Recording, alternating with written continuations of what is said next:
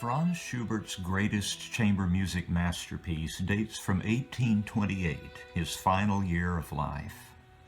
This work might be considered the summa of his chamber music output, occupying a similar position with respect to his piano trios, string quartets, the piano quintet, and octet for strings and winds, to that of his final symphony in the same key among his other compositions in that genre. Like that final symphony, this is a very long work that rewards close listening as richly as any music I know. Like the string quartets and piano trios, this quintet takes the four-movement symphonic form with the standard formal and tempo relations between movements. There are, however, a great many features that stand out. To cite only two, there is the great sustained outpouring of lyricism that practically defines the whole work, permeating all four of its movements, and the striking harmonic relationship between the E major second movement and the tonic key of the whole.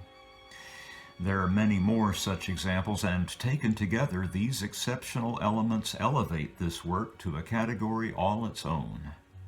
I'll have much more to say about those as I introduce each of the movements in turn. As with most of the music I treat on this channel, there's far more to be said about it than I can hope to say in a video of reasonable length, and my analysis is meant mostly to guide you through the form of the piece, leaving the work's myriad captivating details to your own discovery. I hope this journey is a thrill for you and that the music enriches your life as it has enriched mine. The recording is by the Alban Berg Quartet with guest cellist Heinrich Schiff. Movement 1 is, formally speaking, what we'd expect, a large-scale sonata-form dissertation with a repeated exposition. Right away, I have a confession to make. In the recording I'm using, the ensemble does not honor that repeat. Owing mostly to the sheer length of this composition, this expurgation is not uncommon, and in some editions, the loud dominant seventh chord just before the double bar is placed under a first ending sign and omitted altogether in performance. In this recording, the dominant seventh is presented as written, but the exposition repeat that it so clearly sets up does not follow, yielding instead an unexpected resolution into the development. Despite the vogue for omitting such repeats, I find them essential to a full appreciation of the work, since a second hearing of the exposition is an important part of the substance of the piece, as essential to its completeness as both of any number of bilaterally redundant structures in a human body, and so I have imposed on this soundtrack the omitted repeat by restarting the recording at that place. The splice is audible, unfortunately, and it might with some justification be claimed that I've vandalized an artwork, but in my altogether humble opinion, I think it does greater violence to the music itself to omit the repeat in the first place. Even more astonishing, I've had to do the same thing within the scherzo movement. Except for a comical little operetta march at the end of the exposition and some stern, rigorous working out of that closing's substance during the development, the movement is occupied almost entirely with an outpouring of lyricism of almost unbelievable breadth and scope. Flat submediant relations abound in this music and in the late works of Schubert generally, so much so that their distinctive sound might almost be regarded as Schubertian signature. I recommend that you keep a close eye on the first cello part, since that instrument often shares with the first violin the privilege of thematic presentation. In this real-time structural analysis, I've had to omit mention of or comment on a great many noteworthy features. There are enough unmentioned details to keep you happily occupied in a program of discovery for the rest of your life.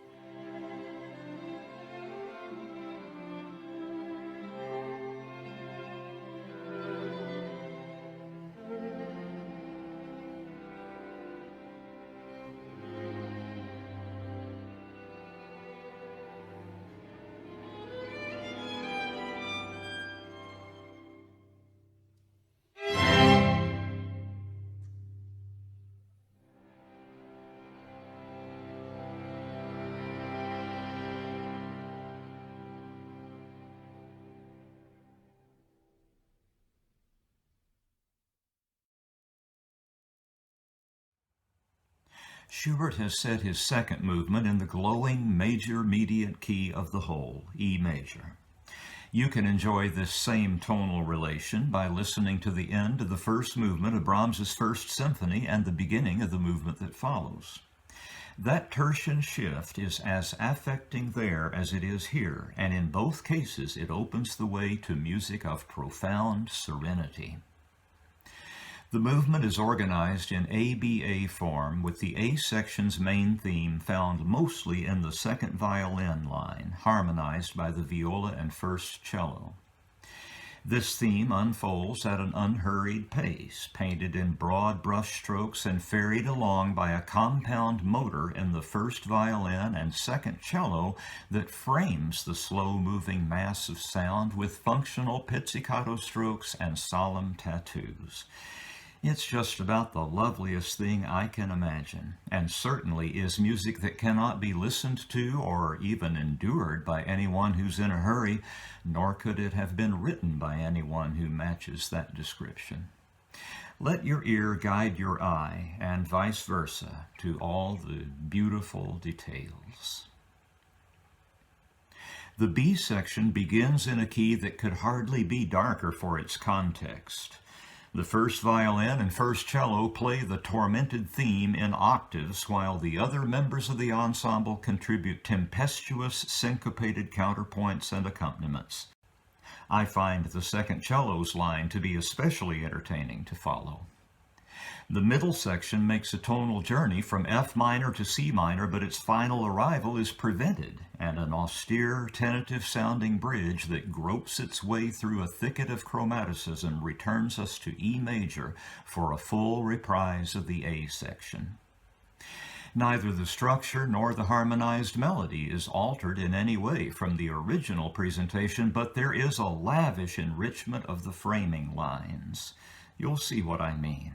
I think you'll enjoy the exchange between the extreme voices. There is a little coda that begins with a troubling reminiscence of theme B. That momentary upheaval is quickly placated, and the movement ends in the glow of E major, in the most serene condition imaginable. It is a serenity that will very much be called into question during the movements that follow.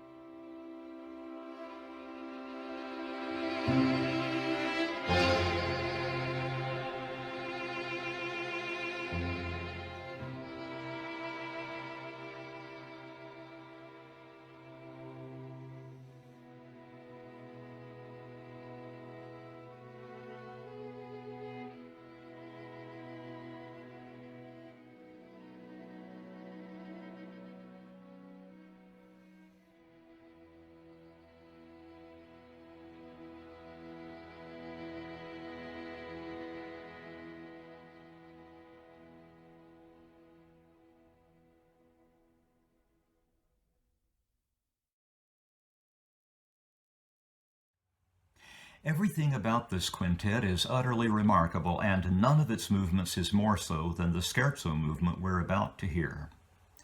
The music returns to C major, and the opening, employing a great many double stops over a tonic pedal on the second cello's lowest open string, sounds for all the world like a full string orchestra. Schubert's penchant for the flat submediate soon comes into play, with the music swerving into A-flat major during its first strain. A second trip through that strain sets up another striking instance, with the first strain's G major closing yielding directly to the E-flat major opening of the second, with that new key also followed closely by a pivot into B major, yet another instance of the same harmonic motion. When I hear all those continuing skeins of flat submediates in Mahler's Ninth Symphony, it's obvious to me which of his great predecessors provided the model. This is a very long scherzo, rather like the one in Beethoven's Ninth, but with length achieved here by different means. The scherzo submovement is a clear specimen of sonata form, worked out plenteously and supplied with a rousing C major coda. But the real surprise is the trio, which is like no other trio I know. It isn't a trio at all in the conventional sense, sounding and behaving much more like a slow movement encased in a scherzo. The key, the meter, the tempo all change to something radically different from what had come before, and the mood is suddenly one of hushed reverence. Imagine that you are dreaming, and in your dream you're in the midst of a riotous celebration, having more fun than you've ever had in your life, and suddenly the ground shifts, as it will in dreams, and you find yourself in the midst of a memorial service with its quiet music, its dark veils, and silent tears. The trio contains some of the most moving music I know. I don't have words that could do it justice, so I'll just let you experience it on your own terms. The riotous celebration will, of course, return. This is a da capo form movement.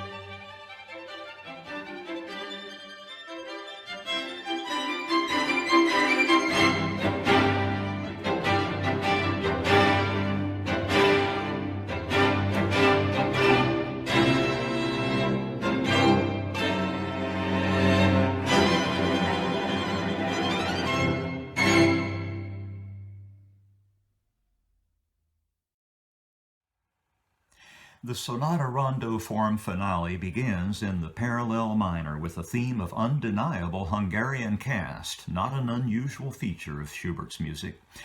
Schubert did, after all, live in the capital city of the Austro-Hungarian Empire, and Hungarian music was very much in vogue there, which is why we hear so much of it in other Austro-Germanic composers such as Haydn, Mozart, and Beethoven. There's a good deal of struggle in this music, surely betraying a state of mind, with one of those struggles being the effort to achieve a footing in the tonic major key. Once achieved, it is celebrated in such a spirited, self-satisfied way that Schubert seems to have thought a formal transition unnecessary. The first theme ends at the tonic, and the second, another great lyrical outpouring, begins forthwith at the dominant. You'll want to notice the role of the viola and the two cellos during the second group, and also note the kinds of changes that happen during the recap when that same music comes back in the tonic key. Sonata rondo form admits of a number of variations, and this movement is certainly one of them. The exposition ends with a long bridge that brings the return of a full statement of the first theme, almost exactly as at the beginning of the movement, that is to say, now functioning as the refrain of rondo form. In fact, the only change is a small melodic one, just 3 notes in the first measure of each of its phrases, but that's enough to signal to the alert listener that this is not an exposition repeat. The first theme complex is given a full statement, which then opens onto a fairly short development section. The retransition is brief and magical, and what it introduces is not the recapitulation of the first theme, which has already received a full statement at the beginning of the development, but the second group, now returning in the tonic. The effect of this is just wiltingly beautiful. I hardly know what to say about it. Notice as much as you can. The bridge to the coda behaves very much like the bridge to the development, and when the coda arrives, it is a thoroughly worked-over version of the first theme that begins it, at a faster tempo than the basic allegretto pace of the whole. This does suggest a recapitulation in reverse, and further reinforces the rondo flavor of the whole. It might almost be said that there are 2 codas, the second at a further cranked-up pace, now in breakneck territory, that sails into its finish with all its barrels blazing, and with strange Phrygian notes at the end that sound as defiant as anything I've ever heard in music. It's almost as though Schubert were brandishing a fist at the syphilis that was killing him, or some other fell, impoverishing circumstance of his sadly short life. I can hear it more generally as a clenched fist, or perhaps a raised middle finger in the face of cosmic absurdity. This one feels personal to me. Music and cats, brothers and sisters. That's about the only way I can go on.